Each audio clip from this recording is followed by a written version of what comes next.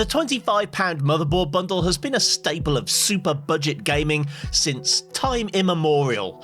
One little corner of eBay, kept fed by a steady stream of ex-school and office PCs stripped down for parts.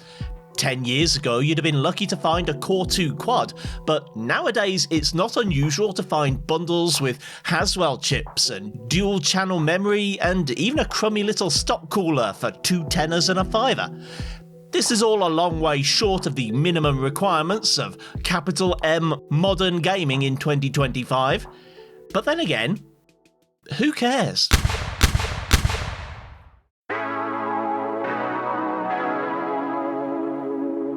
This bundle I picked up on eBay last year consists of a Gigabyte H81M motherboard, 2 8GB sticks of generic DDR3, and a flat quad-core i5-4460.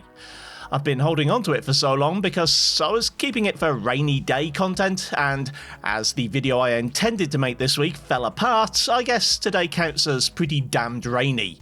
The 2014 era Intel HD graphics aren't going to be up to much, so I paired it with a £20 Radeon R9 280 and some RID third-party drivers just for the hell of it, and I also used the Inspector utility to make sure those pesky security fixes weren't robbing us of precious frames. The OS is the now officially obsolete Windows 10, all of which adds up to perhaps my most budget builds official ass video ever. Let's see what £45 worth of perfectly capable older hardware can do as we get into the bench. I know it's traditional on a Budget Builds official video to include some Mountain Blade or BeamNG, but I'm going to go my own way. Megabonk. By the way, bonk is a British euphemism for sex, so this game is already extremely disappointing. Mega so-called bonk is a cheap, dirty bit of fun that you can be in and out of in 10 minutes if you like. I'm gonna knock that off right now before I go too far and get the video age restricted. Megabonk is a 3D Vampire Survivors with graphics by way of every post-Minecraft indie title you've ever played, but it's as fun and addictive as you'd expect from that description, and this thing can handle it at 1080p high with ease. Even once the enemy count starts to climb, we're still holding over 60 FPS with an average close to 100.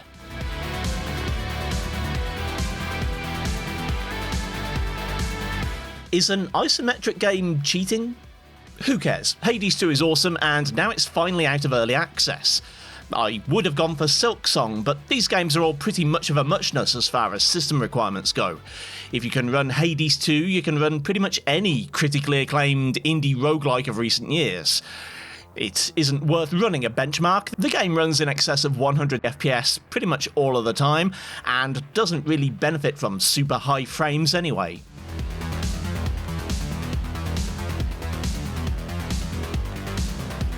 I don't know what to make of Risk of Rain 2. You just kinda start playing and hope you'll pick things up as you go, and so far that hasn't really happened for me.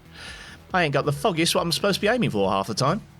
Anyway, as system requirements go, it's light as a feather, but it's still got a certain minimal charm to it, graphically speaking. At 1080 high, once more we're in the 100 FPS ballpark, and it's very, very hard to stop playing.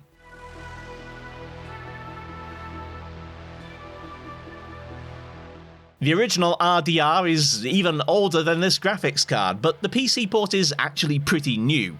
Still, considering the minimum system requirements, I don't think this is an unrealistic setup. That being said, the 4460 is clearly a problem, as while the average FPS is extremely playable, the frequent frame time spikes ruin the experience. Adding a 30 FPS cap helps somewhat if you don't mind playing at 30 FPS, but even then, it's not a perfect lock.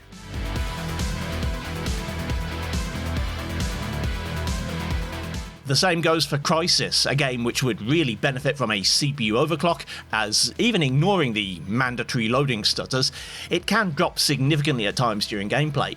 The benchmark run averaged around 60, but dropped below 30 at the low end. I didn't even try this one with a frame cap, because it's against my religion to play first-person shooters at those frame rates, but it's possible that could help.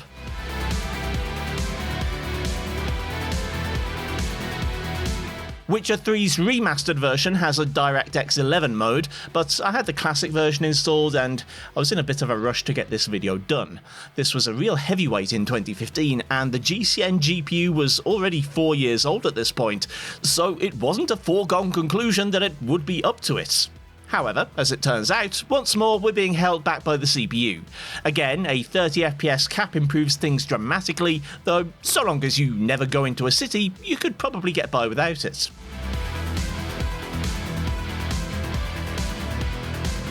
CS2 could have been a great time on this setup if it weren't for the CPU. The average is pushing 100 FPS, which isn't a competitive experience by any definition, but it should be sufficient for casual players. If you can tolerate the occasional, massive stutter that will inevitably get you killed.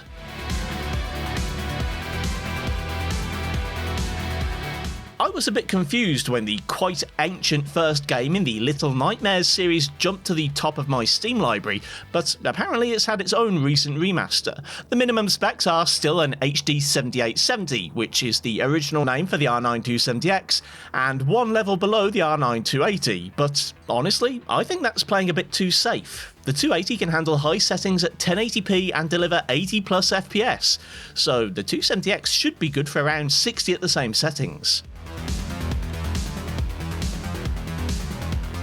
Finally, I thought I'd round things up with a little "F you, Randy Pitchford" and some Borderlands 2.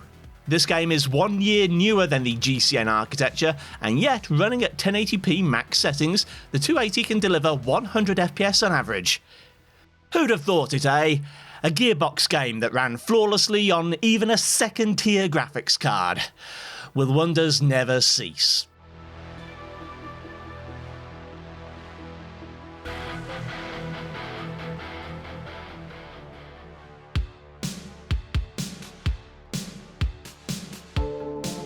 So, I think I've made my point. Reframe your personal definition of what PC gaming is, and you can get a great experience from easily available, otherwise obsolete hardware that costs less than a single game in 2025. And hey, a few years from now, those £25 bundles will have 10400Fs, and the £20 GPUs will be RTX 3060s. Well, maybe not, but we can dream, can't we? Thanks for watching, kindly do the usual YouTube things if you feel so inclined, and I'll see you next time.